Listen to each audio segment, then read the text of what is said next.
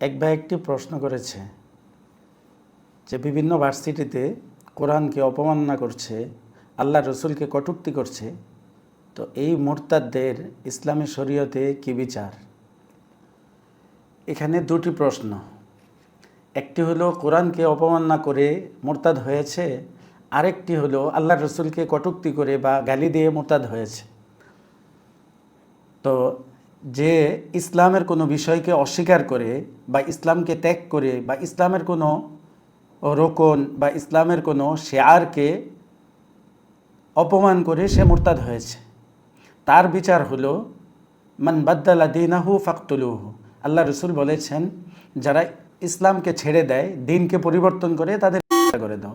ফুকাহায়ে কেরামের ফতোয়া হলো যে যারা মুরতাদ হয়ে যায়, ইসলাম থেকে বের হয়ে যায়, তাদেরকে করতে হবে, তবে 3 দিন টাইম দিতে হবে তাদেরকে তওবার জন্য। এটা মুস্তাহাব। এই 3 দিনের ভিতরে যদি সে তওবা করে ফেলে তাহলে তাকে ছেড়ে দেওয়া হবে, আর যদি তওবা না করে তাহলে তাকে করে দিতে হবে। আর কেউ যদি তাকে সময় দেওয়া ছাড়া করে ফেলে, তো ফুকাহায়ে কেরাম বলছেন তাহলে তারও কোনো বিচার হবে না যে করেছে, তবে 3 দিন টাইম দেওয়া মুস্তাহাব। আর যদি কোনো মহিলা হয় তাহলে মহিলাকে করা হবে না, মহিলাকে সুযোগ দেওয়া হবে তওবা করার এবং জেলে আটকে রাখা হবে। সে যদি তওবা করে ভালো, ছেড়ে দেওয়া হবে, তওবা না করলে মৃত্যু পর্যন্ত সে জেলে থাকবে। আর যারা রাসূল সাল্লাল্লাহু আলাইহি ওয়াসাল্লামকে কটূক্তি করেছে অথবা গালি দিয়েছে বা অপমান করেছে, তার বিচারটা একটু ভিন্ন। সকল ফুকাহায়ে কেরামের নিকট, সকল উলামায়ে কেরামের নিকট তাকে করা ওয়াজিব। ইমাম মালিক রহমতুল্লাহ আলাইহি, ইমাম শাফি রহমতুল্লাহ আলাইহি, ইমাম আহমদ ইবনে হাম্বল রহমতুল্লাহ আলাইহি এবং ইমাম আবু হানিফা রহমতুল্লাহ আলাইহি সকলে বলেছেন তাকে করা ওয়াজিব, তাকে করতে হবে। যেমন বুখারীতে এক হাদিস এসেছে, আল্লাহ রসুল সাল্লাল্লাহু আলাইহি ওয়াসাল্লাম বলেছেন, মান লি কাব ইবনে আশরাফ, যে কাব ইবনে আশরাফকে কে করতে পারবা, ফা ইন্নাহু কদ আযাল্লাহ ওয়া রাসূলা, সে আল্লাহ এবং আল্লাহর রসুলকে কষ্ট দিয়েছে। ফাকামা মুহাম্মদ ইবনে মাসলামা, মুহাম্মদ ইবনে মাসলামা রাদিয়াল্লাহু তাআলা আনহু দাঁড়িয়েছেন এবং বলেছেন, আতুহিব্বু আন আকতুলাহু, আল্লাহ রসুল আপনি কি এটা পছন্দ করেন যে আমি কাব ইবনে আশরাফ করে দিব? আল্লাহ রসুল বলেছেন নাম, যে হ্যাঁ আমি এটা চাচ্ছি। তখন ফাকাতালুহু, তখন মুহাম্মদ ইবনে মাসলামা কয়েকজন সাহাবীকে নিয়ে গোপনে তাকে করে দিয়েছেন।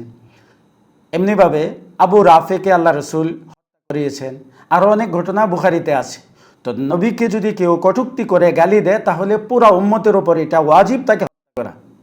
এখন যদি প্রশাসন না করে, বিচার না করে, তাহলে অবশ্যই উম্মতের ব্যক্তিরা, উম্মতের লোকেরা তাকে হত্যা করবে, তখন বিভিন্ন বিশৃঙ্খলা হতে পারে।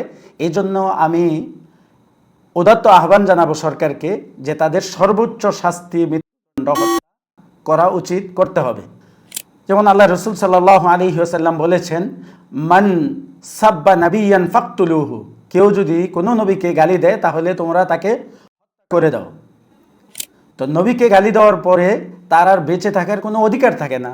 যেমন কিতাবে একটি ঘটনা এসেছে, খলিফা হারুনুর রশিদ হযরত ইমাম মালিক রহমতুল্লাহ আলাইহিকে প্রশ্ন করেছেন যে কেউ যদি আল্লাহ রসুলকে গালি দেয়, কটূক্তি করে রসুলের সাথে, তাহলে তার বিচার কি?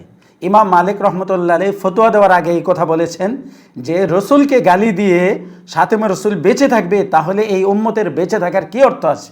অর্থাৎ তাকে হত্যা করতে হবে। তাহলে রসুলকে গালি দেওয়ার পরে কোনো সাতেমে রসুল, রসুলের কটূক্তিকারীর দুনিয়াতে বেঁচে থাকার কোনো অধিকার নাই।